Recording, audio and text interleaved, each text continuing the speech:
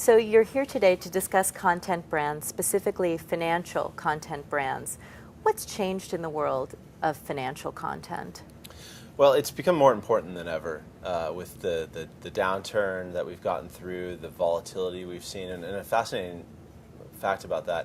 When we tried to understand what drives our traffic on Bloomberg.com, we've seen the strongest correlation with the VIX, the volatility index that goes up as the markets swing violently. So it's more important than ever for our audience of senior business executives and other decision makers. The biggest change is that it's global, that it is changing all the time, and so you need an organization with a global scale like what Bloomberg has, with 2,300 news professionals in 146 offices in 75 countries, to really be able to deliver not only the facts but the context and the insight that brings together what's happening, why is it happening, and how does that affect the businesses that you're running.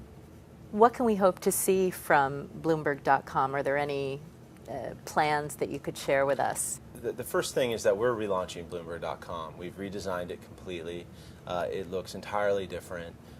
Very clearly, it is a product for a broad, high-end business decision-maker audience. And so the design is focused on a stream of content. We have news and data running down the page. It should remind you of a modern news consumption experience. It should remind you more of something like Twitter and Facebook and swiping through your iPhone or iPad than the front page of a newspaper. And that's quite deliberate on our part. It's scannable, it's efficient, it gives you everything you need in one place. There's no need to hunt and peck around to get the information that matters to you. So that's happening right now. We'll be going broad to the public in the next few weeks with the new Bloomberg.com. You know, speaking more broadly beyond Bloomberg, you know, there is so much choice in terms of content and specifically financial content. How can consumers wade through what's there? I mean, it just seems...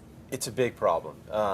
When we look at senior business executives and ask them how are they getting the business news that matters to them, a fascinating thing emerged. The more senior the individual in the organization, the more sites they had to go to each week to get that full coverage of what matters to them, to stay on top of the news, to stay on top of their game. And when you got to C-level, it was 50% more. They went to 50% more sites each week, 11, than the more junior people in their organizations. And that indicates a huge need, a must-have need to know for information. But it's also showing that no one provider is getting it for them. And for us, it's a big opportunity. Bloomberg has the technology, because we're a technology and a media company. We have the technology to go out and get content from tens of thousands of sources around the world. We pull in 700,000 stories a day, and then we analyze that content. We have both editors and machines sorting through it, and we believe we'll be able to present a very, very clean stream of news of the top 20 headlines that matter to you from every source in the world.